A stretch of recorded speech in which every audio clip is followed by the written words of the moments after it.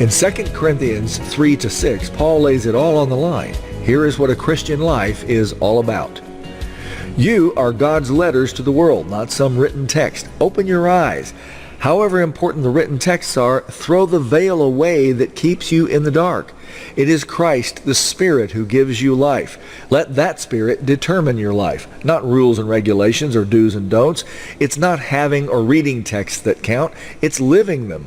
That is what will make hardships bearable. Life will take on meaning. No matter what happens to you, and lots of hard things will happen to you, you will face it squarely, showing Christ in your life. No matter what happens now, don't lose heart. See the big picture. Life in the presence of God.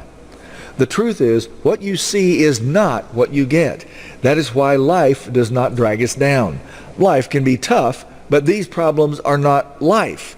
Life is far more than that. It's actually through our problems that we show what we're made of.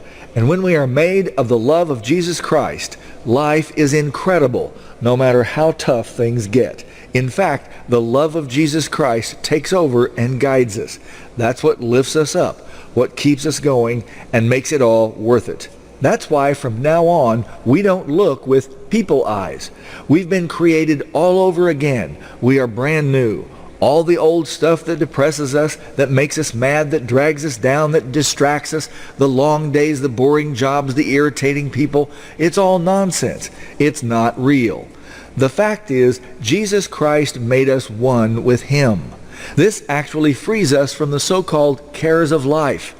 Our task then is that no matter what we are facing, we live for Christ through it. And that will speak volumes to everyone around us. It will show them how to do the same thing. Think of it. In every situation, you're supposed to demonstrate how a Christian faces this. And that will attract others. Showing people how to be made one with Christ in tough times is more valuable than preaching a sermon any day. That's how we proclaim to others. Be one with Christ. We live it. No matter what we face, pain, hardship, long days, grouchy bosses, dirty kitchens, nasty clients, lousy neighbors, or even worse, failing health, financial ruin, challenges to our faith. No matter what, we are encouraged. Why? Because not only are we God's letters to the world, we are the temple of the living God. So we act like it.